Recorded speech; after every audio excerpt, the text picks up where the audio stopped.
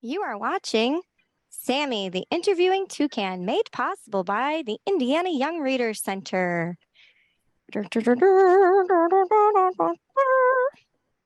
Hey, everybody. I'm Sammy, and I'm here today, oh my goodness, with poet Norbert Krapf. Hi, Norbert. How are you today? I'm great, Sammy. How are you? I'm so excited. I'm really excited to be talking to you. I normally don't really talk to poets. Oh, well, we like to talk to you. Good. I'm thrilled. So we'll just launch right in. Norbert, can you tell us a little bit about yourself and your connection to Indiana? Oh, sure. I grew up in Jasper, Indiana, in DuBois County in southern Indiana, and my family came over from Germany in 1840 and 1846. But I've lived in a number of places, including the New York area, for 34 years with my wife and our children, whom we adopted from Bogota, Colombia. But we moved back here in retirement to Indianapolis. So we're back home in Indiana, as it were. You of course know that's a song. Back Yeah. home I again in Indiana. uh-huh. You And know, I write a lot of poems set in Indiana, and especially southern Indiana. But I went to college at St. Joseph's College in Rensselaer, and then I got my master's and PhD at Notre Dame. So I'm very Hoosier educated. yes. Do you consider yourself to be a Hoosier? Oh, absolutely. Yes, That's great. I always like it when people say yes. When they say no, it gets sort of awkward. So. I can understand. Yeah. Yeah.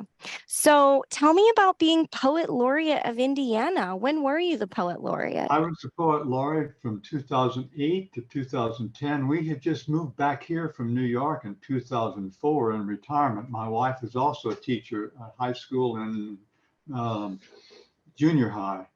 But we love it here in Indianapolis. Our daughter came to Butler University on the violin scholarships, and we had friends here in the Indiana German Heritage Society who kind of wanted to recruit us to move here, and we did. We did. We came back here. We saw the turnaround of the downtown of Indy, and we love it here. We live downtown.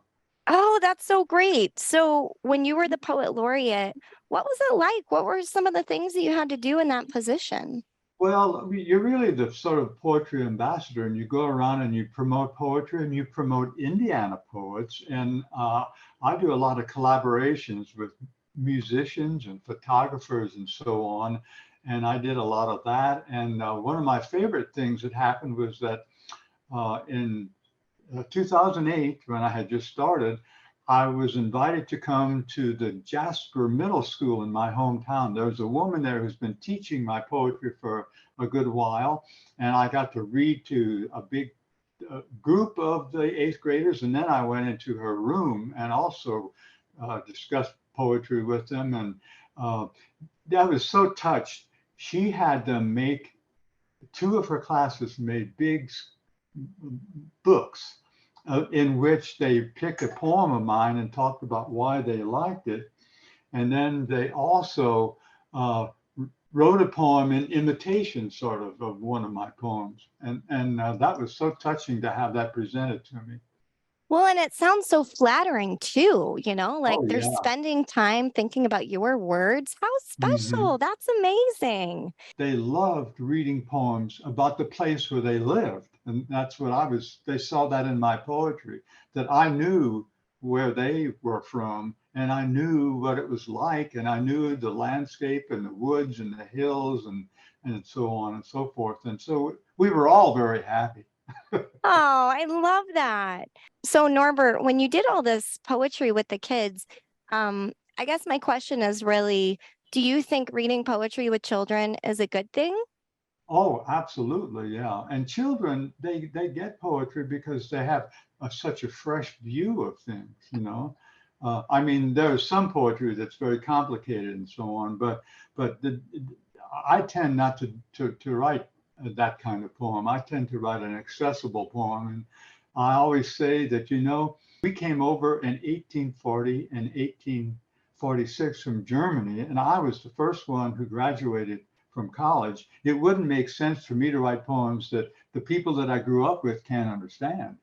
That makes sense. Absolutely. Yeah. So, what are some of the benefits you think kids get from reading and writing poetry? Well, from reading and writing poetry, you get a sense of understanding yourself better and the whole world, and you grow. You just keep growing, I think, and you open yourself to more and more types of things and people and experiences. Oh, I love that answer. Well, Norbert, we've been talking so much about poetry. Do you have a poem there that you could share with us? Yeah, I love to write one about our little grandson who was only a month old when I wrote this Oh, poem about him.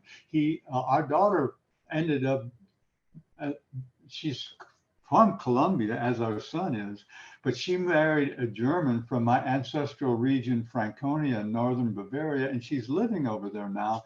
And this was the first time we got to meet our grandson. He was a month old at the time, and I oh, picked him up and I held him, and this is what I did. Here is the book it's from. It's called The Return of Sunshine. That's a little oh, Peyton there. Peyton is named after a certain very good Colts quarterback. Peyton Uh, Manning. Yeah. yeah, Awesome. yeah. So this is called Singing Indiana Bird Song to My Grandson. He is tired and cranky and fussy, and I decide to speak to him in the language of song. Not just because he is Colombian and German and American, and some part of him may recognize an ancestral song. I decide to sing the songs of Indiana birds to him here in southern Germany. I should call up and sing a song. I know. I start with the ooh, ooh, ooh of mourning doves, and he stops fussing and turns his eyes and ears toward me. He keeps looking at me as if my music sounds familiar, and he wonders how I know it and can give it back to him. So I go with another song I know well, the Bob Bob White of the quail I also remember from my Midwestern childhood. His eyes open wider as if he realizes I have even greater powers than he knew.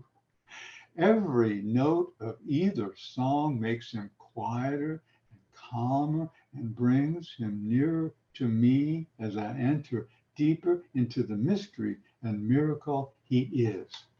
So that's singing Indiana bird song to my grandson.